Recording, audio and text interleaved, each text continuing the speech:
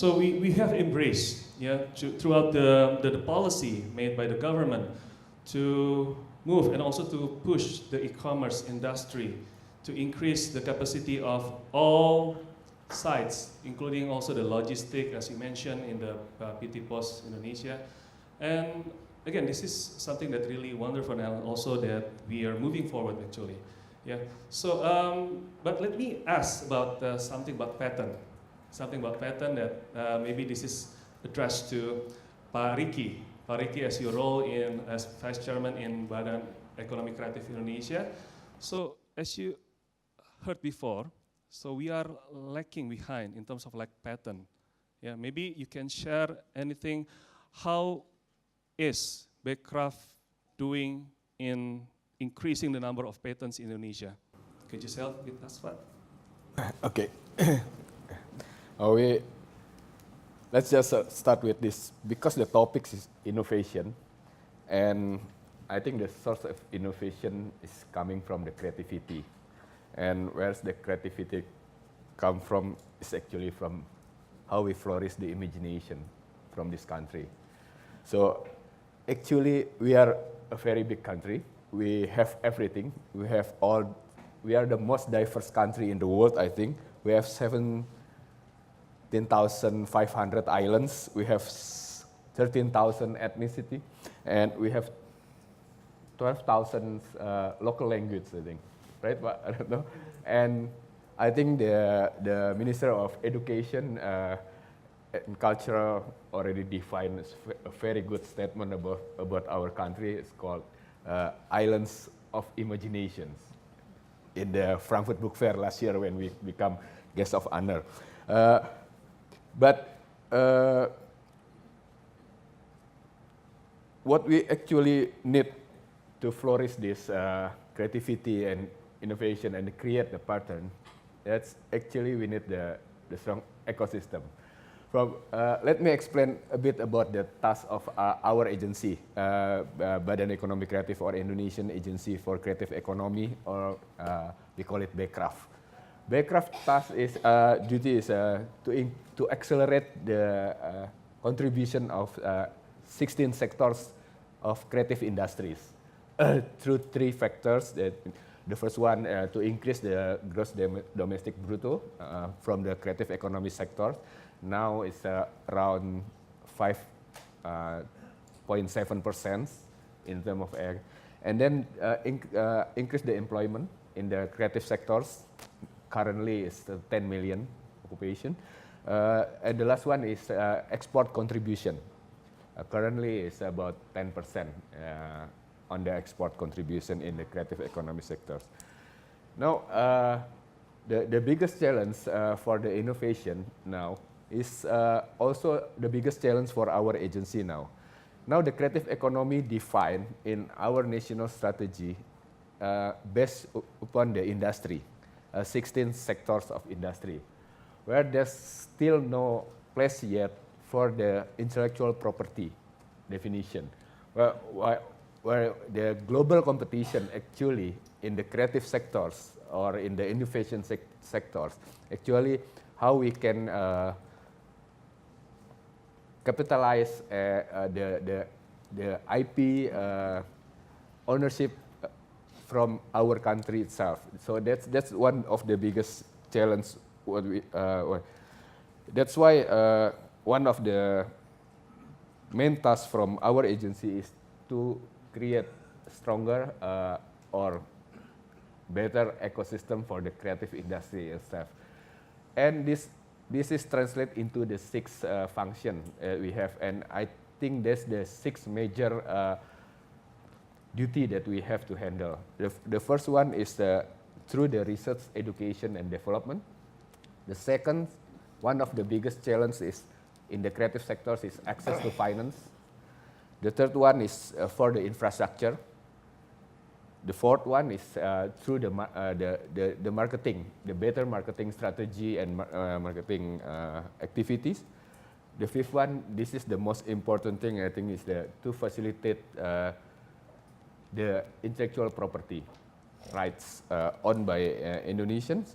And the last one is the coordination within the organization amongst the government body. But what we really need actually is how the biggest challenge to flourish the innovation is actually for, especially in the Backcraft point of view, is the bureaucracy, the reform in bureaucracy. So we need the agency that can stand as an evangelist for the creativity and innovation. That's actually what we need, because there's a lot, like Ibu Niken said, there's a lot of things to deregulate in order to flourish all this innovation and creativity amongst this, our human resource. We have this demographic bonus huge, very huge, 63% on the productive age. So I think what we really need, how we create ecosystem that can protect, can push these young people, their creativity. Because I'm not too worried about the idea, because we have such a huge population, young age. In young age, they have a lot of idea. But how we can put them in the better ecosystem that can bring their idea into innovation, yeah, and then can benefit for the country and economy. That's where. That's the I think what Backcraft now doing to prepare. Okay, thank you, Pak Ricky. So we see a lot of improvement actually coming up from our educational system, and also how the regulation is supporting the creativity, and also now we have agency to foster creativity in Indonesia, and it's a really good deal to see how we can move forward for the innovation. And how about the community? How about the movement among the students and among the youth generation in Indonesia? Maybe I can address this to Pak Ilham. Pak Ilham, you as the founder of Berkarya Indonesia, maybe you can share, Pak, what is the role and also how you can promote this Berkarya Indonesia, Pak, to foster innovation. Thank you. Yeah, thank you. Yeah, first of all, let me just introduce Berkarya Indonesia. What is our focus? And the focus is exactly on innovation, and what was just said.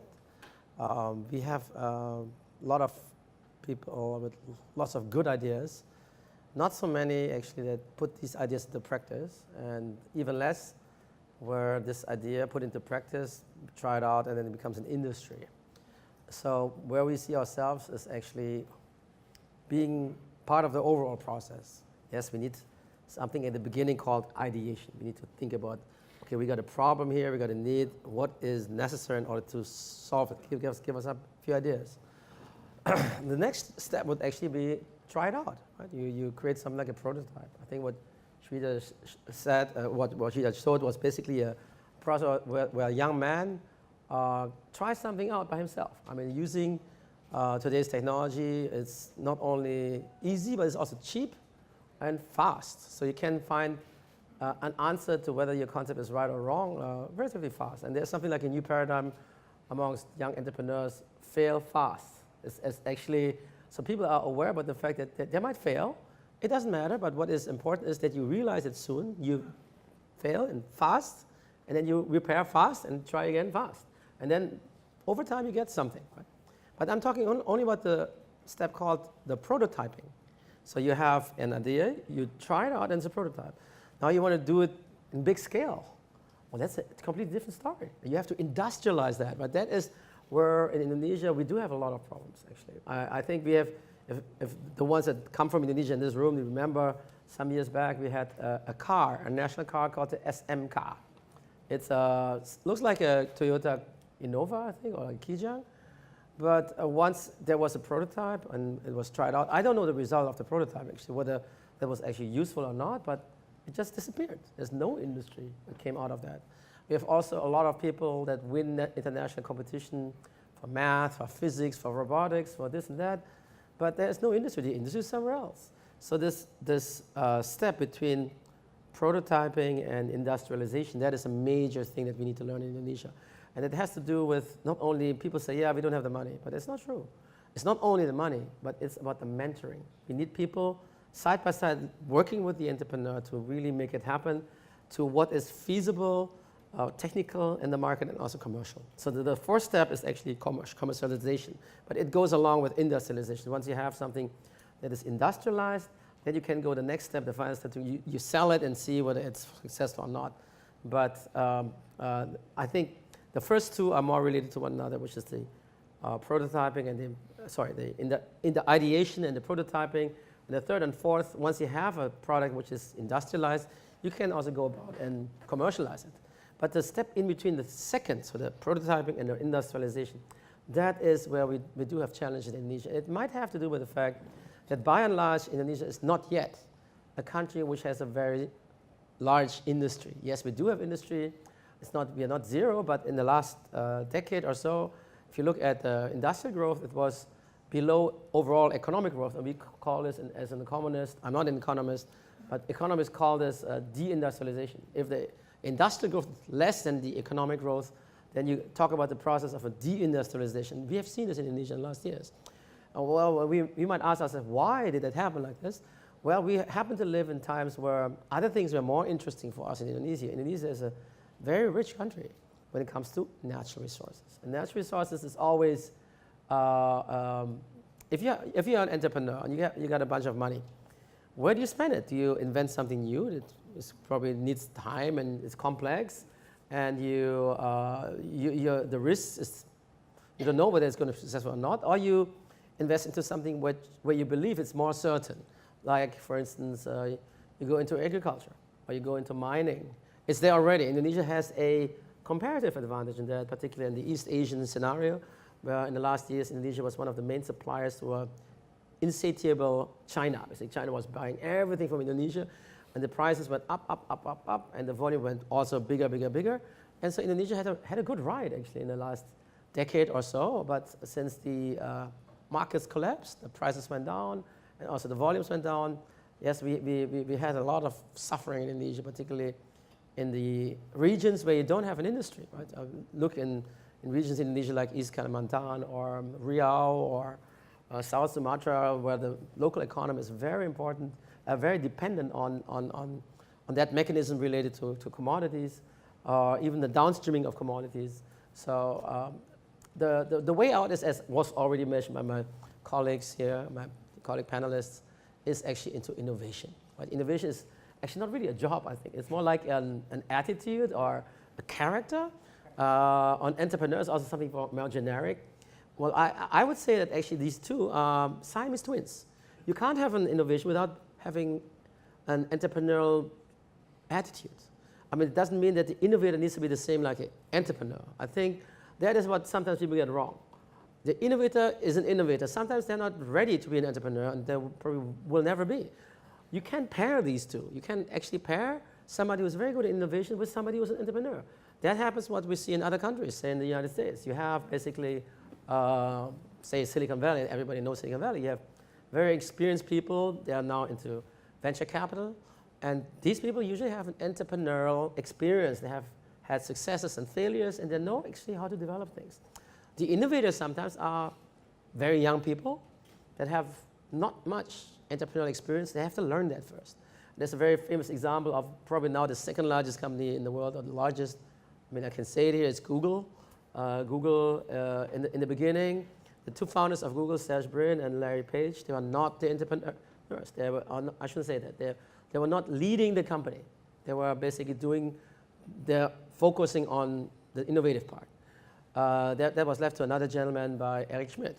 And after a while, after 10 years or so, Eric Schmidt basically gave it to the two gentlemen, and they are running the company now.